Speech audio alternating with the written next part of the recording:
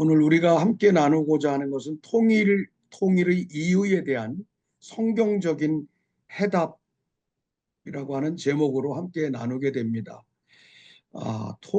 통일의 이유에 대한 성경적인 해답을 말하는 데는 사람들마다 조금 견해가 차이가 있을 수 있겠지만 일단은 우리가 이런 부분이 강의자에 따라서 조금 주관도 있을 수 있다는 것을 여러분이 이해를 하시면서 강의를 함께 나누었으면 좋을 것 같습니다.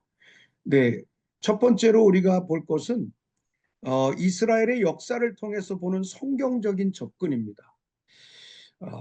대한민국의 남북 통일을 성경적으로 해석할 때 우리가 이스라엘이 남북이 갈려지고 바벨론 포로기에서 회복됐던 그런 사건과 비교해서 보는 것은 굉장히 중요한 모습이고 의미 있는 접근 방식이라고 그렇게 볼 수가 있겠습니다. 이스라엘의 역사를 통해서 보는 첫 번째는 이스라엘의 분열과 대한민국의 남북 분단이 굉장히 유사성이 있다는 것입니다. 이스라엘의 그 분열과 이스라엘의 분단은 솔로몬 왕 사후에 이스라엘과 남쪽 유다, 북쪽 이스라엘과 남쪽 유다로 이렇게 남북이 갈려져 있죠. 대한민국도 마찬가지입니다. 1945년 해방 이후에 1950년 6.25 전쟁을 겪으면서 결국은 대한민국은 1953년부터 분단이라고 하는 남북이 분단이 되었다라고 하는 것이죠. 이런 면에서 이스라엘과 우리 한국, 대한민국의 분단에는 굉장히 유사성이 있다. 이렇게 우리가 볼 수가 있겠습니다. 우리가 이제 중요한 것은 이스라엘과 한국이 어떤 유사성이 있었을까? 남북이 분단되는 과정 속에 있는 유사성을 우리가 보게 되는데요. 앞에서 말씀드린 것처럼 이스라엘도 남과 북으로 갈려졌습니다. 남과 북으로 갈려졌던 이스라엘도 체제가 사실은 나누어진 것입니다. 우리가 아는 것처럼 남쪽은 유다 지파, 북쪽은 에브라임 지파를 중심으로 해서 결국은 체제가 나누어졌다라고 하는 것이죠. 우리 한국도 마찬가지입니다. 한국도 남북이 갈라지면서 이념적인 것과 체제적으로 갈라지게 되는, 그래서 자유민주주의와 공산주의로 이렇게 갈라지게 되는 그런 유사성이 있는 것을 우리가 볼 수가 있고요. 두 번째로 보면 이스라엘이 분열됨에 있어서 아닙니다. 첫 번째 그 유사성에서 우상 숭배 부분을 우리가 함께 나눠야 할 필요가 있다라고 봅니다. 이스라엘이 분열되기 직전에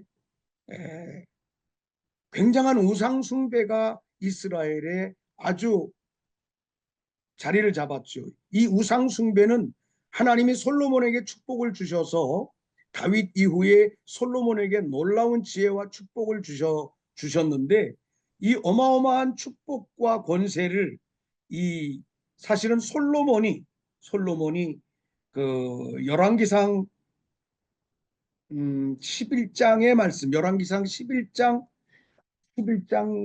말씀에 보면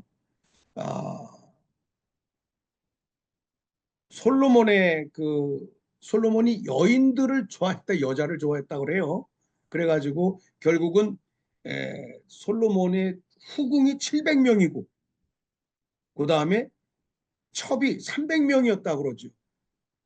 여기까지도 이해가 될 수 있는 면이라고 볼 수 있지만 이렇게 하나님이 주신 은혜와 축복을, 하나님이 주셨던 부흥을 그들이 하나님의 목적 앞에, 말씀 앞에서 잘 이것을 관리하지 못하고 결국은 이 많은 후궁들이 주변에 있는 다양한 나라들에서부터 에돔이나 모압이나 이런 다양한 나라의 이방 나라의 사람들이 들어오면서 이 여자들 모두가 다 하나씩 우상을 가지고 왔고 산당을 건설하기 시작했던 겁니다. 이것이 결국은 이스라엘의 예루살렘 성전의 예배의 타락에까지 올 수밖에 없는 그런 상황이었었음을 우리는 볼 수가 있죠. 이런 엄청난 일들이 일어났고, 죄와 불순종이라고 하는 면들은 죄와 불순종이라고 하는 것은 결국은 그렇게 우상이 만연하게 되면서 이 죄와 불순종에 관한 부분은 조금 좀 다른 면이기도 한데, 이스라엘 백성들이 열왕기상 12장부터 13장의 말씀을 보면 솔로몬의 아들 르호보암의 시대에 들어와서 그 시대에 들어와서 이 솔로몬 때 반역을 했던 여로보암이라고 하는 사람이 애굽으로 귀향을 갔다가 이제 솔로몬이 죽으니까 르호보암이 왕이 됐다는 소식을 듣고 이스라엘로 돌아오게 됩니다. 돌아오면서부터 여기서 갈등이 있습니다. 이 여로보암이라고 하는 사람은 굉장히 정치적인 고수였었고 이스라엘에서 굉장히 정치적으로 큰 인물 중에 한 사람이었었으면 확실합니다. 그런데 이 사람이 너무 교만했던 거죠. 교만해서 결국은 이 사람을 통해서 어떤 일이 일어나느냐 하면 남쪽 유다와 북쪽 이스라엘을 그 에브라임 지파를 중심으로 해서 북쪽 이스라엘이 10지파가 올라가서 완전히 분열이 되게 되는 이런 일들을 시작을 하게 되죠. 이 일을 시작을 하는 이유 중에 하나는 뭐냐면 이 여로보암은 르호보암 여로보암은 에브라임 지파라고 그랬죠. 에브라임 지파들이 왜 이스라엘에서 자꾸만 힘을 쓰려고 하느냐 하면 바로 에브라임은 요셉의 두 번째 아들이잖아요. 그죠? 므낫세와 에브라임이 그 요셉의 아들인데 이 에브라임 사람들은 특별히 우리의 조상이었던 요셉을 통해서 이 나라가 세워질 수밖에 없었다는 것에 대한 아주 자긍심이 컸던 거죠. 그러다가 보니까 이들이 목소리가 커지기 시작했고, 그래서 솔로몬 때도 반역을 했고, 솔로몬 이후 르호보암 때 와서 이 여로보암의 말을 듣지 않으니까 결국은 이 여로보암이 하나님 앞에 죄와 불순종으로 나가기 시작을 합니다. 그래서 이 여로보암이 어떤 일을 하냐면 베델에다가, 이스라엘은 예루살렘에만 성전이 있어야 되는데 예루살렘 성전을 떠나서 베들레헴에다가 제단을 만들죠. 그리고 이 여로보암이 가지고 있는 죄악 중에 큰 죄악은 뭐냐면 이스라엘의 제사장은 레위 지파에서만 세워져야 되잖아요. 그런데 레위 지파에서 세우지 않고 보편적인 사람들, 자기 마음에 드는 사람들을 세우기 시작을 합니다. 그리고 그 베델의 제단 앞에, 제단에는 금송아지를 만들어 놓고 금송아지를 섬기기 시작하는 이런 죄와 불순종들이 일어나기 시작하면서 이런 죄가 결국은 이스라엘을 분열하게 만드는 요소가 되었다라고 하는 것을, 이 한국과 어떤 유사성이 있는 거냐. 우리가 잘 알다시피 1907년에 그 평양의 부흥이 일어나지 않았습니까? 평양의 부흥이 일어났지만 남과 북이 전쟁을 치르기 시작하면서 북쪽에 있는 모든 교회들을 폐쇄시키고 북쪽에는 결국은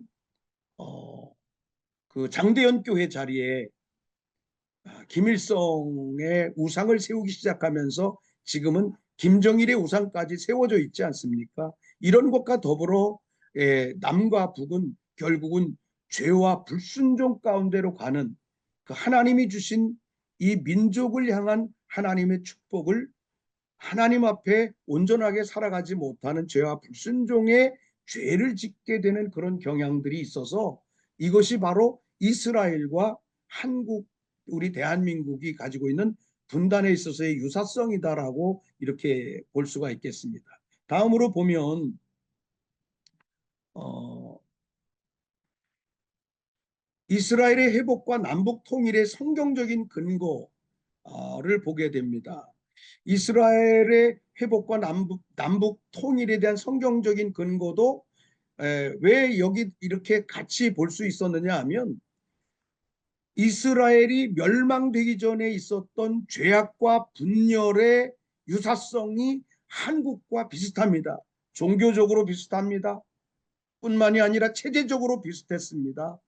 남과 북으로 갈라지는 그런 어떤 지정학적 분단의 모습도 비슷했기 때문에 분단의 모습이 비슷했다면 회복을 향한 하나님의 방법도 우리는 비슷할 수 있겠다라고 생각이 돼서 이스라엘의 회복과 남북 통일의 성경적인 근거를 우리가 함께 나누면 좋겠다 이런 생각이 됩니다. 에레미야 29장 10절로 에레미야 29장 10절로 14절의 말씀에 보면 그런 말씀이 있죠. 내가 너희를 이곳으로 돌아오게 할 것이다. 하나님께서 뿐만이 아니라 너희를 이 모든 곳에서 모아 다시 돌아오게 할 것이다. 이것은 이제 이사야 세 번째는 그 이사야 11장 12절에서도 말씀하시는 것과 같이 열방에 흩어진 자를 모으시겠다는 겁니다.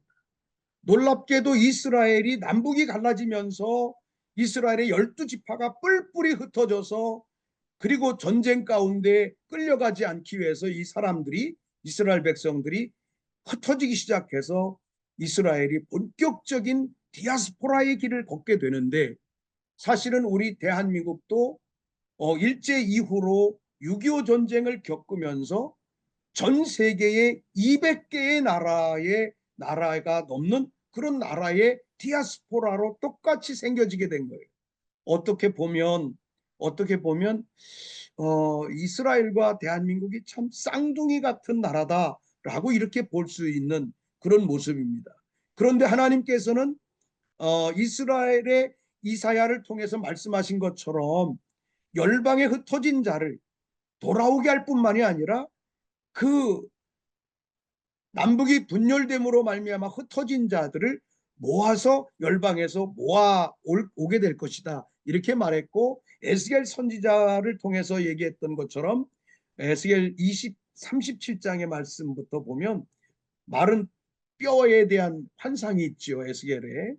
뿐만이 아니라 두 막대기를 세우고 이 두 막대기를 가지고 하나는 남쪽 유다라 하고 하나는 북쪽 이스라엘이라 쓰라 해가지고 둘을 합하게 함으로 말미암아 둘이 하나가 될 것을 말씀하셨던 것을 볼 수가 있죠. 이렇게 회복하시는 하나님은 우리 한국에서도 남과 북이 이런 모습으로 회복되고 열방에 흩어진 자들이 돌아오는 그런 역사가 이 말씀을 통해서 적용될 수 있겠다 이런 생각을 해봤습니다. 그래서 유사성이라고 하는 것은 결국은 이스라엘 남북 분단과 열강의 침공으로 인해서 일어났던 분단과 분열과 디아스포라의 현상은 대한민국에서도 6.25 전쟁과 6.25 전쟁을 통해서 일어난 디아스포라 현상과 아주 유사하게 일어나는 현상이다라고 우리가 그렇게 볼 수가 있겠습니다. 다음으로 보면 크게 두 번째 결국은 그들이 어둠 가운데 있었기 때문에 하나님 앞에 순종하지 않았기 때문에 그들이 분단이 됐다고 한다면 그런 분단으로부터 어떻게 그들이 다시 회복될 수 있을 것인가 이런 것들을 우리가 한번 생각해 보는 것인데요. 대한민국 분단 70년 통일에 대한 성경적 근거와 의미를 함께 보도록 하겠습니다. 먼저 첫 번째는 에레미야의 예언을 보겠습니다. 에레미야 25장 11절로 12절의 말씀에 보면 이 모든 땅이 황폐하여 폐허가 될 것이며 이 민족들은 70년 동안 바벨론 왕을 섬길 것이나 70년이 끝나면 내가 바벨론 왕과 그 나라와 갈대아 사람의 땅을 그들의 죄악으로 말미암아 벌하여 영원한 폐허가 되게 할 것이다. 사실은 이 대한민국도 마찬가지라고 생각됩니다. 결국은 저 북한이 아주 갈 때까지 가는 어두움으로 가지 않습니까? 북한에서 저지르는 하나님을 배역하는 어마어마한 죄는 지금 대한민국 가운데도 주사파라고 하는 엄청난 어두움의 사상으로 인하여 이 민족이 진통을 겪고 있는 것과 같은 것. 그러므로 말미암아 이때는 하나님의 회복의 때가 동질적으로 일어나고 있는 때다, 이렇게 볼 수 있고요. 에레미야의 예언이 하나가 더 있죠. 29장 앞에서도 보긴 했는데요. 에레미야 29장 10절의 말씀, 여호와께서 이같이 말씀하시니라. 바벨론에서 70년이 차면 내가 너희를 돌보고 나의 선한 말을 너에게 성취하여 너희를 이곳으로 돌아오게 하겠다. 이곳으로 돌아오게 하겠다. 70년이 차면 하나님께서는 돌아오게 하시겠다는 겁니다. 이 70년에 대한 내용은 우리가 나중에 뒤에서 한번 또 볼 시간이 있겠지만, 정말 하나님의 시간은 신실하신 시간이다라고 하는 것입니다. 이 70년의 시간은, 이스라엘의 70년의 시간은 정확하게 이스라엘이 느부갓네살 왕을 통하여 예루살렘 솔로몬 성전이 파괴되는 순간에서부터 1차 귀환을 해서 수룹바벨의 성전을 세우는 그 순간까지가 정확하게 70년입니다.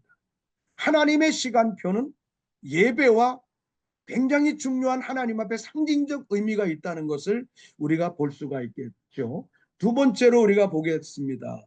두 번째로 보는 건 다니엘의 기도와 깨달음을 통해서 봅니다. 다니엘서 9장 2절 말씀에 보면, 이게 이제 에레미야를 통해서 29장에서 하신 말씀, 예언하신 하나님의 말씀을, 그 예언서를 다니엘이 포로로 끌려가서 읽다가 하나님의 때에 대한, 하나님의 시간에 대한 것을 깨닫고 금식하며 기도하는 다니엘의 모습을 우리가 보게 되죠. 이 말씀이 이제 다니엘서 9장에 나오는데, 2절에 보면 곧 그의 통치 원년의 나 다니엘이 책을 통해 여호와께서 말씀으로 선지자 에레미야에게 알려주신 그 연수를 깨달았나니, 중요한 것은 우리가 깨달아야 된다는 겁니다. 다니엘은 이것을 깨닫고, 아무도 이 하나님의 시간을 지키기 위해서 노력했던 그 시간 속에 아무도 들어가지 않았는데, 다니엘은 그 이스라엘 민족을 향하여 금식하며 베옷을 입고 회개하고 정말 민족을 향한 중보기도자로 하나님 앞에 섰던 것을 볼 수가 있죠. 결국은 다니엘이 깨달았던 이 연수는 예루살렘의 황폐함이 70년 만에 그쳐진다는 것을 깨닫고 그는 그런 기도를 하게 되죠. 그 다음에 세 번째로 보게 되면 70년 포로 생활의 이유에 대해서 우리가 좀 이해를 해야 될 필요가 있다라고 생각이 되는데요. 역대하 36장 21절에 보면, 이에 토지가 황폐하여 땅이 안식년을 누림같이 안식하여 70년을 지냈으니 이는 여호와께서 에레미야의 입으로 하신 말씀을 이루려 함이라. 놀랍게도 이스라엘 백성들이 이 말씀과 더불어 이제 성경을 다른 곳을 이렇게 보면, 이스라엘 백성들이 가나안, 이 바벨론의 포로가 되고 남북이 분열되기 직전에 이스라엘 백성들이 가나안에 정착하면서 7년이 되면 안식년을, 토지의 땅에 안식을 해야 되잖아요. 모든 농사와 모든 경작에 안식년을 가져야 되는데 그렇게 하지 않은 겁니다. 그렇게 하지 않았다. 이거를 얼만큼 안 했느냐 하면 77이 49, 490년 동안에 이스라엘 민족이 가나안 땅에 들어가서 하나님의 안식년이라고 하는 하나님의 시간을, 땅의 시간을 지키지 않았다는 겁니다. 그래서 하나님은 그것을 계산하셔서 70년을 그들이 지키지 않았던 490년 동안에 지키지 않았던 그 시간 속에 있었던 안식의 시간을 땅의 토지의 70년이라는 것을 환산하셔서 하나님께서 이스라엘 백성들을 토지 그 70년 동안에 바벨론의 포로가 되게 해서 이스라엘을 땅 자체를 하나님이 당신의 안식 가운데로 끌고 가셨던 것입니다. 이 사건은 이 말씀이 제가 잘 이해가 잘 안 됐는데 이전에 서울신학대학에 지금은 작고하셨는데 서울신학대학의 구약학 교수이셨던 권혁승 교수님이 이 부분을 잘 설명해 주시더라고요. 그래서 제가 그것을 깨달은 적이 있습니다. 깨달은 적이 있는데 이 하나님 앞에서 이스라엘 백성들이 70년 동안 포로 생활을 해야 되는 데는 하나님의 말씀, 언약을 잃어버렸기 때문이었다는 겁니다. 그 중에서도 안식, 하나님 앞에 지켜야 될 안식년을 지키지 않았다는 겁니다. 이것으로 인해서 이스라엘 백성들은 70년 동안의 땅의 안식년을 하나님 앞에 가질 수밖에 없는 그런 상황으로 하나님이 인도하셨다. 이렇게 우리가 보게 되겠고요. 그 다음에 고레스 왕의 칙령이죠. 놀랍게도 이스라엘 백성들이 이제 바벨론의 포로가 되어 있고 바벨론의 포로가 되었다가 이사야서 45장에서도 44장 끝에서부터 45장에서 하나님이 예언하시고 이사야를 통해서 말씀하신 것처럼 파사왕 고레스를 일으키시고 그를 통해서 재물을 주셔서 이스라엘을 회복하시겠다고 하셨던 이사야의 예언과 같이 사실은 에스라서 1장 1절로 3절의 말씀에 보면 바사왕 고레스 원년에 여호와께서 에레미야의 입으로 하신 말씀을 이루시려고 바사왕 고레스의 마음을 감동시키셨습니다. 기름 부으셔서 감동시키셨고 그리고 이스라엘의 하나님 여호와께서 예루살렘에 성전을 건축하게 하셨나니 너희 중에 그의 백성된 자는 다 올라갈지어다. 그래서 이 고레스 왕이라고 하는 사람이 수룹바벨과 여호수아라고 하는 수룹바벨과 여호수아를 통해서 바벨론에서부터 페르시아에서부터 그죠? 페르시아가 됐죠. 이제는 페르시아에서부터 예루살렘에 가서 성전을 건축하라고 보내줬던 것을 볼 수가 있어요. 근데 놀랍게도 이들이 가서 수룹바벨이 가서 성전을 회복한 수룹바벨 성전을 회복하는 그 연대까지가 정확하게 하나님이 70년이었다는 것을 우리가 볼 수가 있어요. 놀랍게도 하나님의 때가 되면 하나님은 고레스와 같은 전혀 하나님을 섬기지 않았고 언약도 모르고 하나님의 역사도 이해할 수 없었던 페르시아의 고레스 왕과 같은 사람을 일으켜서라도 하나님은 당신의 뜻을 이루신다는 것. 우리 대한민국에도 이런 고레스와 같은 자가 일어나서 정말 대한민국에 분단된 70년이 벌써 넘었지 않습니까? 1953년에 분단이 시작이 됐으니까 그러면 2023년 이미 재작년 3월 23년부로 대한민국은 분단 70년을 상정할 수 있는 시간이 찼다는 것입니다. 그러면 이때에 우리가 기도해야 할 것은 뭐냐? 바로 하나님, 고레스와 같이 하나님으로부터 기름 부음 받은 자가 일어나야 됩니다. 통일도 아무나 할 수 없는 거죠. 어쩌면 대한민국이 지금 앓고 있는 진동의 역사 속에 이게 극복되지면 통일의 희소식을 향하여 갈 수 있지 않을까. 저는 이제 그런 기도를 해보기도 합니다. 예. 그래서 고레스 왕의 칙령을 통해서 결국은 이스라엘이 이제 회복이 되게 됐고 이스라엘 70년에 대한 적용을 하게 되는 거죠. 역대하 36장 21절에 이에 토지가 황폐하여 땅이 안식년을 누린 같이 안식하여 70년을 계수하신 것은 땅의 안식년이 70년이고 이 시간은 대한민국에도 적용된다고 저는 그렇게 보여집니다.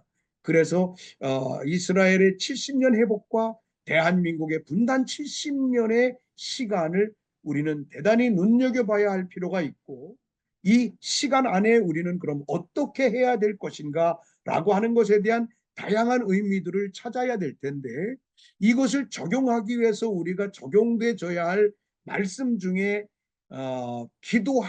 기도하는, 특별히 우리 교회들이 해야 될 것 중에 하나는 다니엘서 9장의 다니엘의 기도라고 저는 그렇게 봅니다. 다니엘의 기도는 이스라엘 백성들이 하나님의 시간표를 잃어버렸고, 율법과 규례와 절기와 법도들을, 하나님의 시간표와 언약을 다 잃어버렸다라고 얘기합니다. 그리고 중요한 것은 다니엘이 거기서 회개하며 기도하기를 어떻게 기도하냐 하면, 선지자들의 목이 곧아서 선지자들의 말을 듣지 않는다는 것입니다. 그것이 이스라엘 다니엘이 이 70년을 적용시켜 나가는 중보기도의 내용이었던 것을 이제 우리가 다니엘서를 통해서 이렇게 보게 됩니다. 세 번째로 우리가 볼 것은 남북 통일에 대한, 그럼 중요한 것이 이제 이스라엘이 그렇게 죄악 가운데서 분단이 됐고, 하나님은 선지자들을 통해서 회복하실 것을 말씀하셨는데, 그러면 이런 내용을 대한민국의 남북 통일에 대한 성경적인 이유와 근거를 어떻게 붙잡고 갈 것인가, 성경을 통해서 우리가 봐야 될 필요가 있다. 첫 번째로는 성경, 복음은 통일, 다시 말하면 일치될 것을 우리에게 강조한다라고 하는 것입니다. 에스겔서 11장 19절로 20절의 말씀에 보면 이스라엘 백성들을 돌이키실 때 새 영을 주시고 맑은 물로 씻어서 새 영을 부어주셔서 한 마음이 되게 하시겠다라고 그렇게 말씀하십니다. 이스라엘 백성들이 남과 북이 갈렸을 뿐만이 아니라 12지파가 완전히 뿔뿔이 흩어졌고 디아스포라로 흩어져 갔는데, 하나님께서는 이스라엘 백성들에게 돌아오기만 하면, 하나님의 시간 안으로 돌아오기만 하면 그들에게 하나의 마음을 줄 것이다. 그렇게 약속하신 말씀을 우리가 볼 수 있겠고요. 그 다음에 에베소서 1장 10절의 말씀에 보면 하늘에 있는 것이나 땅에 있는 것이 다 그리스도 안에서 통일되게 하려 함이라. 그리스도 안에, 결국은 복음은 우리에게 하늘과 땅의 것도 통일되게 하는 거죠. 그래서 예수님은 정말 하늘의 영광을 버리시고 이 땅에 오셔서 복음을 전하실 때 첫 메시지가 회개하라, 천국이 가까웠다. 하늘에 있는 하나님의 나라를 그가 십자가에서 달려 돌아가심으로 우리에게 그 나라를 주러 오셨다는 거죠. 하나님의 나라, 회개하라, 천국이 가까웠다. 이 천국이 가까웠다라고 하는 말은 Your hand in heaven, 그렇게 말합니다. 이 손이, 하나님의 나라가 우리의 손에 이미 와 있다는 겁니다. 와 있는 것을 붙잡아야 되는 것이죠. 이렇게 되기 위해서 결국은 성경은 또는 복음은 우리로 하여금 하나님의 사람들이, 민족이, 그리고 모든 사람들이 통일되고 일치돼야 할 것을 우리 가운데 말해주고 있다는 것을 볼 수가 있습니다. 두 번째로 보면 하나됨은 하나님의 본성이자 창조의 질서다라고 이렇게 말할 수가 있습니다. 그래서 에베소서 4장 3절로 6절의 말씀에 보면 요약됐지만은 평안에 매는 줄로 성령이 하나 되게 하신 것을 힘써 지켜라. 어쩌면 이 땅의 교회들이 성령에 민감하게 따라가지 않는 것은 하나님이 한 민족을 이루시기 위해서 행하시는 하나님의 성령의 그 하나님의 계획 안에 들어가지 못하는 요소가 있지도 않나, 이제 그런 생각을 합니다. 에베소서 4장 3절로 6절의 말씀의 요지가 성령이 우리 가운데 오시면 성령은 우리를 하나 되게 하시는 거죠. 그래서 초대교회의 사도들도 성령을 통해서 내가 예수님을 믿고 내가 하나님의 백성이 된 것에 대하여 나만이 아니라 하나님을 믿지 않는 모든 사람들도 복음 안에서 하나 되게 하는 그 삶을 위하여 그의 삶을 드렸던 것을 우리는 볼 수가 있습니다. 예수님이 이 땅에 오셔서 십자가를 완성하시기 위해서 마지막 기도를 하실 때, 마지막 기도를 하셨던 요한복음 17장 21절부터 22절의 말씀에 보면, 요약을 하면 하나님 아버지에게 우리가 하나 된 것 같이 그들도 저들도 하나 되게 해 주십시오. 당신이 십자가에 달려 돌아가시고 죽으면서 간절하게 기도했던 것은 아버지와 아들인 본인이 하나 된 것처럼 저들도 이 땅에 사는 모든 사람들이 하나님과도 하나 되고 복음 안에 하나 되고, 모든 사람들이 하나 되는 것은 복음의 굉장히 중요한 요소이자 하나님의 성품, 본성이자 창조의 질서라고 하는 것을 우리는 알아야 될 줄로 믿습니다. 세 번째로 보면, 분단은 결국은 인간의 죄로 인한 결과이지만 회개와 화해와 용서를 통해서 회복이 된다는 것입니다. 결국은 하나님의 시간이 됐고 하나님의 때가 왔다 할지라도 우리 사람이 그 하나님 앞에 우리 인간이 가지고 있었던 연약함을 하나님 앞에 회개하지 않고서는 안 된다는 것을 성경을 통해서 우리가 볼 수 있고요. 이사야서 59장 2절의 말씀에 보면 결국은 너희 죄악이 너희와 하나님의 사이를 갈라놓았다라고 하는 것입니다. 하나님과 사람과의 관계가 갈라지게 되는 것은 결국은 이 땅에서 너와 나의 관계도 갈라지게 되는 요소라고 하는 거죠. 이 죄라고 하는 것은. 그러나 이사야서 55장 7절의 말씀에 보면 악인은 그의 길을, 불의한 자는 그의 생각을 버리고 여호와께로 돌아오라. 그리하면 그가 긍휼히 여기시겠다. 그렇게 말씀하고 있다는 것입니다. 바로 하나님은 우리가, 민족이, 정말 큰 남과 북의 민족이 하나님 앞에 범죄했다 할지라도 이 생각을 버리고 하나님께로 회개하여 돌아가면, 하나님께로만 돌아가면 긍휼히 여기시고 우리를 하나 되게 하실 줄로 믿습니다. 어쩌면 북한의 이탈 가족들, 탈북하신 많은 이탈 가족들을 통해서 우리가 보면서 정말로 이 저 북한을 향한 생각을 우리가 좀 달리 해야 되고, 그 백성들이 우리의 같은 백성이라는 것을, 우리 가운데 고통받았던 그들의 마음을 우리 가운데 너무나 많이 전해주지 않습니까? 결국은 그건 뭡니까? 정말 하나님이 축복하신 이 대한민국의 교회와 하나님의 사람들이 정말로 그들과 화해하고 하나님 앞으로 돌이키고 어둠 가운데 있던 이 삶을 하나님 앞에 회개하고 돌아감으로써 하나님께서 화해케 하시고 긍휼히 여기시는 그런 길을 가는 것이 아닌가, 이렇게 생각을 해봅니다. 네 번째로 보면 화해와 용서의 필요성입니다. 고린도후서 5장 18절의 말씀에 보면 모든 것이 하나님께로 났으며 그가 그리스도로 말미암아 우리를 자기와 화목하게 하셨고, 결국은 하나님의 교회, 하나님의 백성들이 이 땅을 살아가면서 살아가야 될 삶의 방법은 하나님의 말씀이지요. 모든 것이 하나님께로 났기 때문에 그가 그리스도로 말미암아 우리를 자기와 화목하게 하셨다. 먼저 우리가 예수님을 믿는 우리 남한의 백성들은 예수님을 믿잖아요. 예수님을 믿기 때문에 결국은 화목하게 하기 위한 그 하나님 앞에서의 삶을, 복음을 가지고 있기 때문에 하나님과의 화목을 뿐만이 아니라 너와 나의 화목을 향한 삶을 우리는 살아가고 용서하는 삶을 살아가야 될 필요가 있겠다. 마태복음 5장 9절의 말씀에 보면 화평케 하는 자는 복이 있나니 그들이 하나님의 아들이라 일컬음을 받게 될 것이다. 화평케 하는 자가 복이 있다. 그들이 하나님의 아들이 됐다. 하나님의 아들이 결국은 하나님과의 화평케 됨으로써 하나님의 아들이 되는 그 삶을 살아갈 수 있는 것을 우리에게 말씀해 주고 있음을 우리가 볼 수 있습니다. 다섯 번째로 보면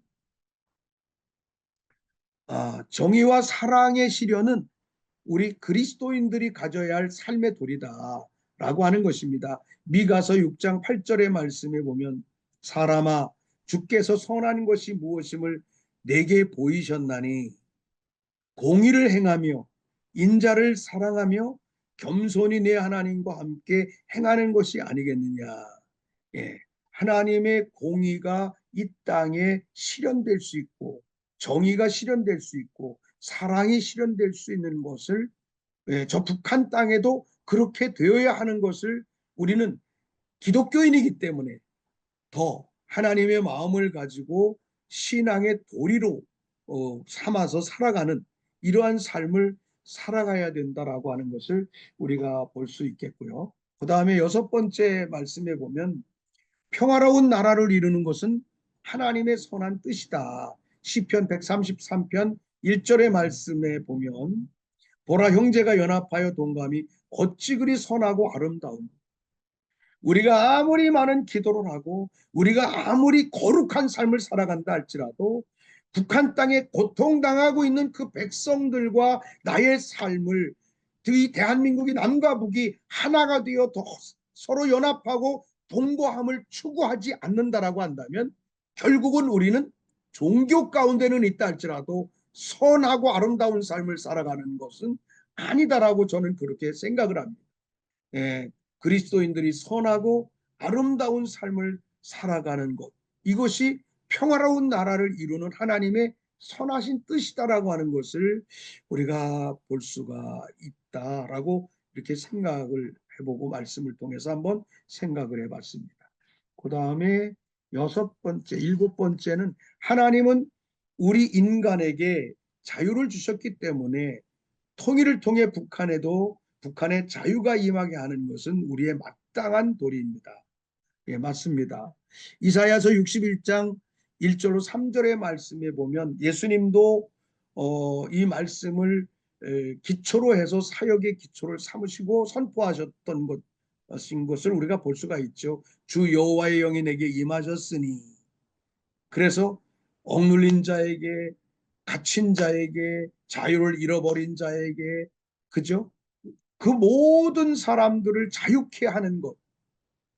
결국은 하나님이 우리에게 주신 이 자유를 나뿐만이 아니라 저 북한 땅에도 이르게 할 수 있는 것은 사실은 우리 인간의 정치적인 노력 이전에 하나님이 이 땅을 방문해 주시고 그리고 모든 그리스도인 안에 내가 하나님의 성령을 통해서 이러한 길을 갈 수 있다. 하나님의 영이 임함으로 될 수 있다라고 하는 것에 대한 부분을 우리가 알아야 되지 않을까 이렇게 생각이 됩니다. 아직까지는 우리 교회나 이 땅의 교회들이 성령이 우리 가운데 오시면 능력도 일어나고 은사도 일어나고 굉장한 일도 일어나고 교회 부흥도 일어나고 뭐 질병도 치료되고 많은 역사가 일어나기도 하지만 대한민국에 일어나야 할 정말 이제 늦은 비와 같은 성령의 역사가 이 땅에 일어나면 그 성령의 능력으로 인하여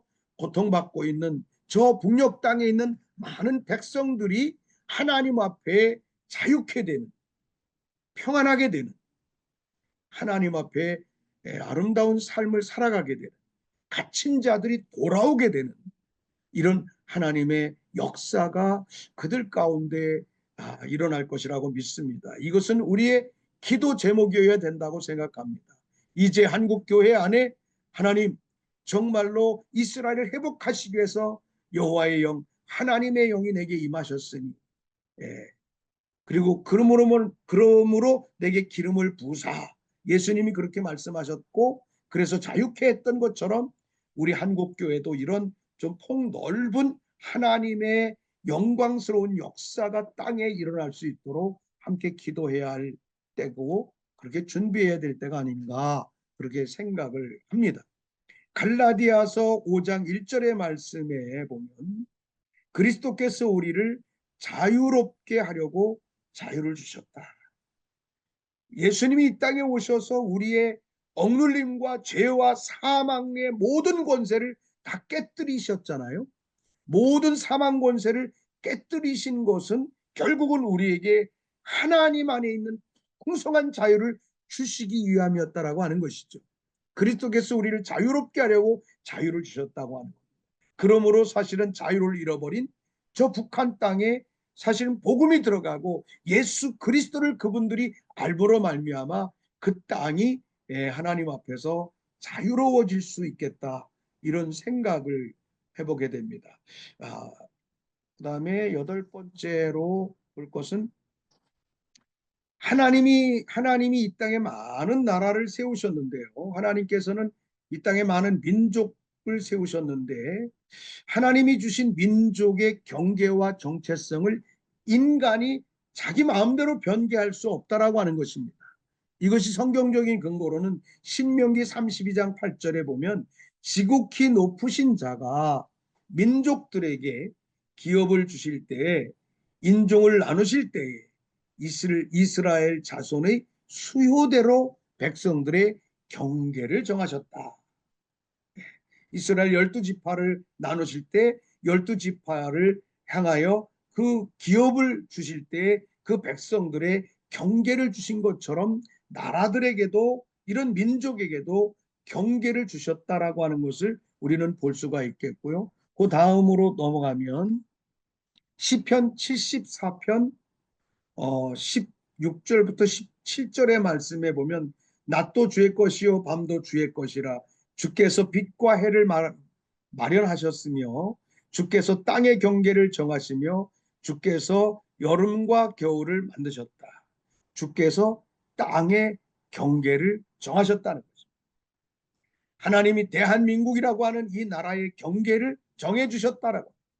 그러나 우리 인간이 죄와 하나님을 떠나는, 하나님을 배역하는 이러한 죄와 불순종으로 인하여 하나님께서 우리 가운데 주신 이 경계를 잃어버리고 살아갈 때가 많이 있기 때문에 하나님께서 우리 가운데 주신 경계를 정해주신 이 경계를 지켜나가는 것, 그것은 결국은 통일에 대한 우리의 열망 가운데 있어야 된다라고 생각이 됩니다. 그래서 저 북한과 우리 남한과 북한은 한 민족 아니겠습니까? 한 나라여 아니겠습니까? 대한민국의 헌법에도 그렇게 기록을 하고 있습니다. 한 민족이고 한 영토임을 그렇게 규정하고 있습니다. 그런데 중요한 것은 우리 교회와 하나님을 믿는 하나님의 백성들 안에 이런 통일에 대한 하나님의 경계를 무너뜨려진 하나님의 경계에 대하여 우리 또 인위적으로 이 경계를 막아버린 인간의 죄악과 연약함과 이런 것들에 대하여 우리 깊이 상고하지 않고 살아가는 그런 경향도 있지 않나, 이런 것을 우리가 함께 보면서 하나님이 만드신 땅의 경계를 우리가 좀 다시 한번 생각하면서 하나님 앞에 설 수 있어야 되겠다, 이런 생각을 해봤습니다. 예. 이제 제가 성경적인 근거로는 다 말씀을 드린 것 같고요. 예. 제가 제가 나름대로 최선을 다해서 성경적인 다양한 근거들을 가지고 통일에 대한 해답을 어떻게 얻을 것인가, 이렇게 한번 정리를 해봤는데요. 여러분들은 어떻게 생각하시는지 모르겠습니다. 혹시 이 내용 가운데 뭐 질문이나 그런 게 있으신지요? 네, 뭐 자유롭게 음소거 해제하시고 저기 질문하실 것들이 있으면 또 의견 있으신 분들은 그렇게 나눠주시기를 부탁을 드리겠고, 이후의 순서는 우리 정철홍 우리 행정처장님께서 또 진행을 해주시도록 하겠습니다. 네. 질문이 있으신 분들은 혹시 이제 음소거 해제를 해주시고, 특별히 우리 김동구 목사님께서 이스라엘 또 분단과 또 우리 한민족의 분단, 요 부분들을 이제 강조하셔서 또 유사성에 대해서 또 말씀을 해주셨는데요. 네, 뭐 혹시 사무총장님, 네, 제가 지금 화상 카메라를 지금 없어가지고 폰으로 아, 지금 접속해 그러시군요. 있는 네, 상황이거든요. 제가 그러면 진행을 좀 이해 하겠습니다. 네, 부탁드릴게요. 오늘 너무 알겠습니다. 죄송합니다. 괜찮습니다. 네. 네. 네, 혹시 궁금한 것이 있는 분들은 자유롭게 음소거 해제하시고 그렇게 이제 이야기해 주실 수 있으면 부탁을 드리도록 하겠습니다. 뭐, 그 강의하는 내 나름대로 이제 준비를 해가지고 정철홍 목사님에게 그 파일은 드렸는데요. 혹시 뭐 공유가 될 수 있으면 이렇게 보셔도 될 것 같고요. 네, 우리 김동구 목사님이 특별히 여러 가지 성경 구절들을 이제 설명해 주시면서 또 특별히 이스라엘과 또 우리 대한민국에 이제 마치 쌍둥이 같다 이런 말씀도 해주셨는데 오늘 이렇게 한 번 더 우리가 분단에 대해서 또 이스라엘의 분단에 대해서 또 다시 하나됨에 대해서 또 생각해 볼 수 있는 귀한 계기가 된 것 같습니다.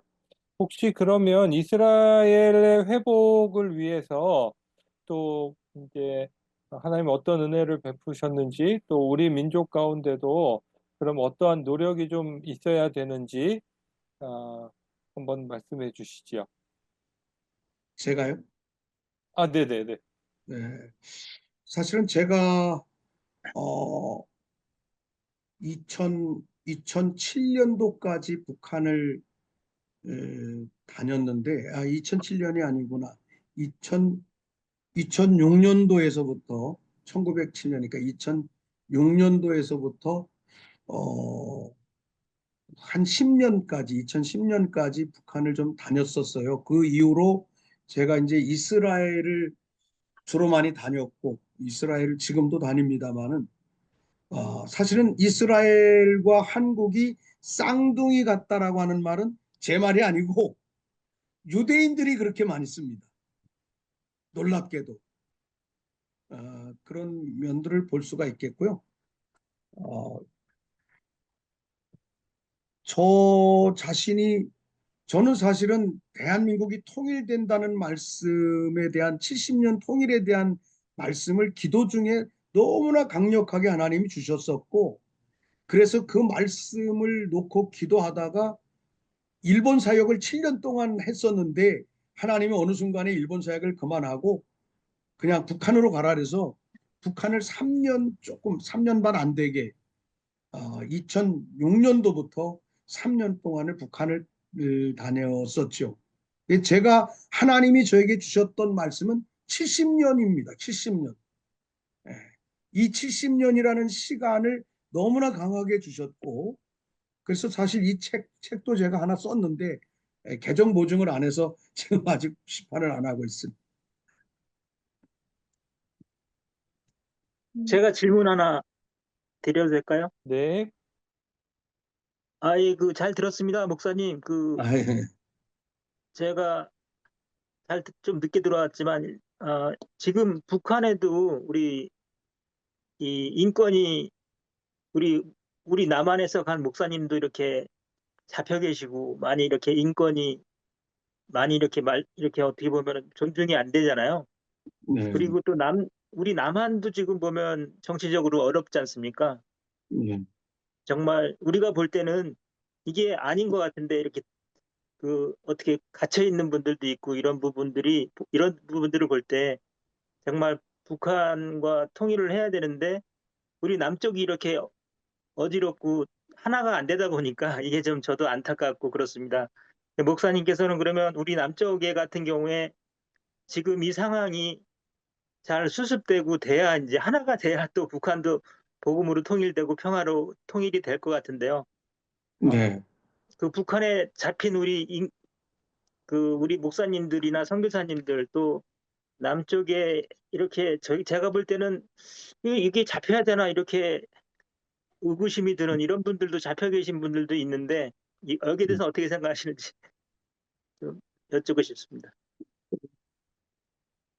일단은 뭐 너무 체제 자체가 다르니까 북한이 가지고 있는 체제의 성격이 뭐 기독교 종교에 대해서는 절대 에, 수긍할 수 없는 그런 상황이다가 보니까 뭐 자기들도 국가고 우리도 국가다라고 생각해서 자기 정체성을 허물어 간다라고 생각해서 그렇게 하는 거 아니겠어요? 북한적 측면에서 봤을 때. 네. 예, 그런 측면인 것 같고요. 저는 이제 이 말씀을 통해서 이렇게 보면서 북한도 하나님 앞에 아주 극단적인 주체 사상에, 사실은 아시다시피 장대현 교회 자리에 1972년에 김일성이 장대현 교회를 무너뜨리고 그 자리에 김일성 동상을 세웠어요. 1972년 4월 15일 날. 예. 그리고 그때부터 완전히 북한의 기독교는 말살이 된 거죠. 결국은. 예. 이런 죄악, 이거는 뭐 하나님, 우리 아시잖아요. 잘 아시는 것처럼 북한의 다양한 강령들이 성경적 어떤 그 방법론에서 많이 따갖고 왔다는 것도 알고 있잖아요. 이만큼 북한은 하나님을 온전히 대적하는 나라가 돼 있다. 중요한 것은, 제가 생각하는 것은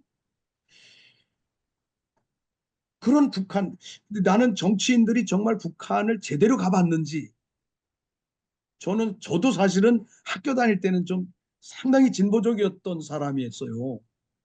근데 어느 순간에 주님이 북한을 가라 해서 북한을 갔는데 고난의 행군 막 끝난 시기였었던 것 같습니다.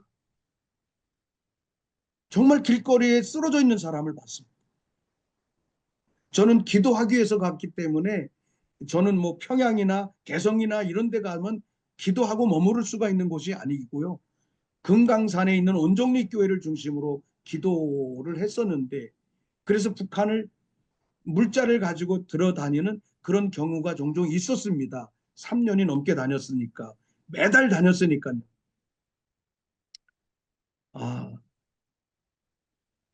북한을 가보면, 그때 당시에 제가 북한을 들어가서 쓰러져 있는 그 어린 아이를 보고 제 안에 모든 생각이 다 무너져 버렸어요.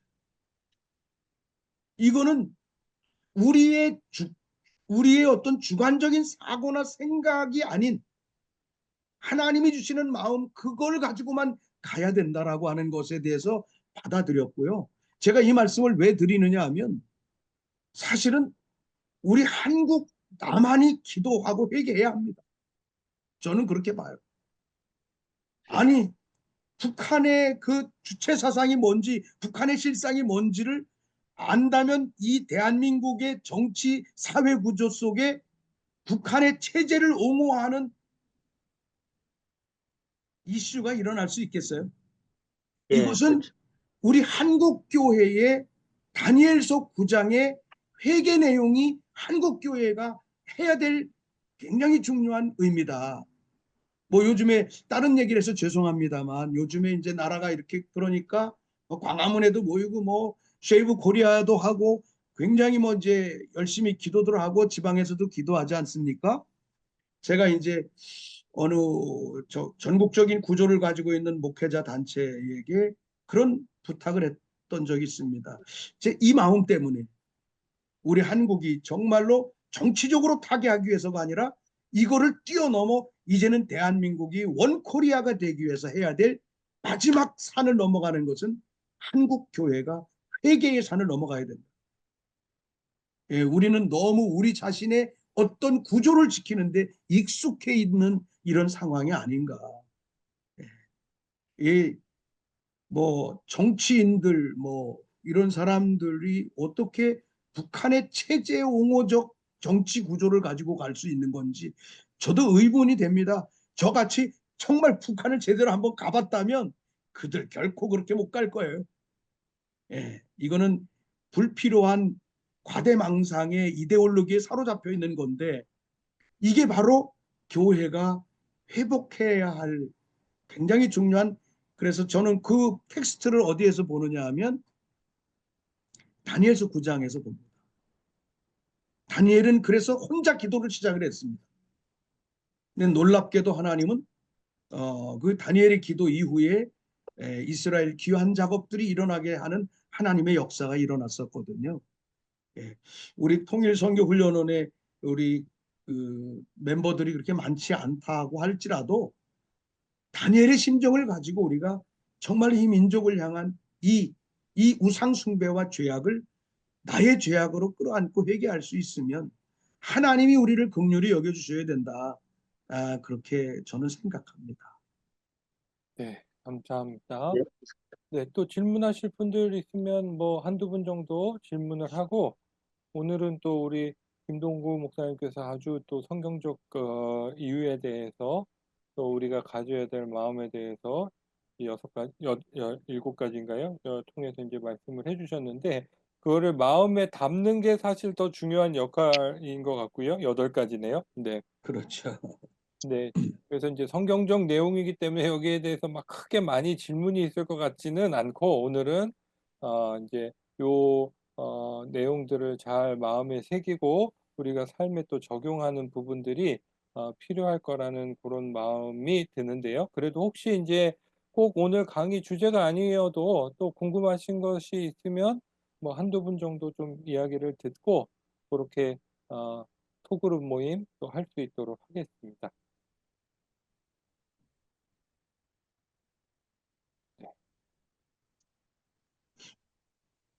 우리 아니, 너무 수강생 강의를 잘하시면 저희도 보면 질문이 없을 때가 있습니다. 강의 잘한 게 뭐 내가 이게 할 수 있는 면에서 강의적으로 이 성경에 대한 내용들을 우리가 이제 뭐 모르는 걸 이제 질문할 수 있지만 이제 강의를 잘 풀어주셔서 또 요 부분에 대해서는 뭐 다른 생각이나 뭐 이런 부분들이 또 저기 질문을 하기 쉽지 않은 또 주제일 수도 있습니다. 맞아요. 네. 네. 그, 네, 우리 박영 집사님. 네, 목사님 안녕하세요. 저는 부곡제일성결교회 박영 집사라고 합니다. 예, 앞에서 안녕하세요. 그 장로님이 질문해 주신 것처럼 그거의 연장선에서 제가 조금 질문을 드리려고 하는데, 지금 현재 그 이스라엘도 그렇고, 그리고 우리 그 대한민국 그 한반도도 그렇고 어떤 이념이나 체제적인 그런 걸로 인해서 지금의 현상들이 이루어지고 또 정치적인 어떤 현상들이 지금 펼쳐지고 있지 않습니까? 그 많은 예. 전문가들이 얘기를 할 때 이런 정치적 현상들, 뭐 좌파냐 음. 우파냐 이런 현상들 중에서 그렇다면 목사님이 생각하실 때에는 남북의 이런 정치적 그런 어떤 갈등으로 인해서 남북의 관계가 위축될 것이냐, 아니면은 이런 상황에서도 좀 더 우리가 다시 상승할 수 있는 터닝 포인트가 될 것이냐, 이런 관점으로 볼 때 어떻게 생각하시는지, 예, 궁금합니다. 네. 저는 긍정적으로 보는 면이 있습니다. 제가 그 질문에 대한 답을 드리고 싶은 게 뭐냐면 학개서 2장의 말씀에 보면 학개 선지자 같은 경우는 바벨론 포로 거의 말기의 선지자거든요. 네. 이 학개 선지자가 아, 하나님 앞에 그렇게 수르바벨아 굳세라 여호수아야 굳세라 이 땅에 남은 자들아 굳세라고 그렇게 얘기하거든요. 그러면서 이그 학개 선지자가 뭔 얘기를 하냐면 만국이 진동한다고 얘기합니다. 저는 지금 뭐 전 세계가 진동하지 않습니까? 중동이 진동하고 있고요. 지금 우크라이나, 러시아가 진동하고 있고 경제적으로는 중국과 미국의 거대한 경제 진동이 일어나고 있고요. 우리 뭐 남북은 말할 것도 없고요. 심지어는 우리 사회 자체도 나는 이게 진동이라고 보여집니다. 하나님의 쉽게 말하면 하나님의 때가 왔으니 이 진동을 통해서 하나님의 시간을 알았으면 좋겠다라고 하는 것에 대한 의미로 저는 그렇게 받아들입니다. 네. 뭐 지역적인 다양한 뭐 정치적인 거나 국내 정치적인 상황을 바라보면 답답하고 힘들고 어렵고 너무너무 막 어떤 때는 분통이 터지는 일이 있지만 저는 이 모든 현상을 국내적으로나 세계적인 상황 속에서 볼 때 예를 들어서 한번 보시죠. 미국의 트럼프 대통령이 이번에 이제 돼가지고 사실 미국의 우크라이나 러시아의 전쟁이라고 하는 게 나토, 유럽연합 때 소련. 그러면 이 전쟁 뒤에는 또 부추기는 세력들이 있단 말이죠. 예. 사실 그거를 조금 더 어려운 얘기긴 하지만 글로벌리스트들이 있다는 거죠. 전쟁을 통해서 전쟁을 해야 경제도 돌아가고 자기네들이 더 많은 것을 취할 수 있고, 예, 그런 이 트럼프가 그런 거대한 글로벌리스트들의 어떤 그 흐름을 스탑시키는 그런 어떤 막 강력한 그 모습을 보거든요. 그러면서 저는 와, 이 사람 한번 이스라엘 역사를 보십시오. 이스라엘 가자지구 트럼프가 가자지구를 내가 돈 주고 살 테니까 거기에 사는 팔레스틴 니네들 아랍 쪽으로 다 가. 그럼 정착금은 다 줄게. 그리고 내가 여기 국제도시로 다 회복하겠다는 거예요. 여호수아도 못한 일입니다. 놀랍게도 그래서 만국이 진동하고 있는 이 진동을 통해서 우리는 깨달아야 될 것이 하나님의 때가 됐다. 이제 또 한마디 더 드린다면 우리 복음은 다 서양에서 왔잖아요. 미국에서 왔고 한국의 신학적인 구조는 미국 신학뿐만이 아니라 이제 독일 서구 신학 아닙니까? 서구 신학의 영향을 받았는데 동양에 있는 나라들 중에 복음으로 인해서 열매가 지속되고 있는 나라는 한국밖에 없어요. 그러니까 이 한국을 깨우고 계시는 하나님의 진동 소리가 있다. 저는 이제 그렇게 보고요. 이 진동은 결국은 통일을 향한 하나님의 때를 여는 하나님의 진동이 아니겠는가. 그렇게 저는 생각합니다. 네. 또 우리 귀한 강의해 주신 김동구 목사님께 박수 한번 드리고 우리가 이제 그 자료를 이렇게 여러분들 카톡방에 나눠 드렸을 텐데 우리가 이제 그리스도인으로서 특별히 교회 성도들이든 아니면 일반 사람들이든 통일에 대해서 부정적인 생각들을 하고 꼭 통일 왜 해야 되네 뭐 이런 얘기들을 저희가 종종 들을 때가 있는데 그리스도인들에게는 특별히 이런 성경적 이유와 근거들이 있다. 이렇게 여러분들이 잘 마음에 새기고 이렇게 주변 성도분들이나 또 통일에 부정적인 분들에게 이렇게 이제 말씀하실 수 있는 또 그런 이제 자료가 되기를 바라고요. 그래서 귀한 강의해주신 김동구 목사님께 다시 한번 박수 한번 하겠습니다. 감사합니다. 네, 이렇게 자유롭게 퇴장하셔도 되고요.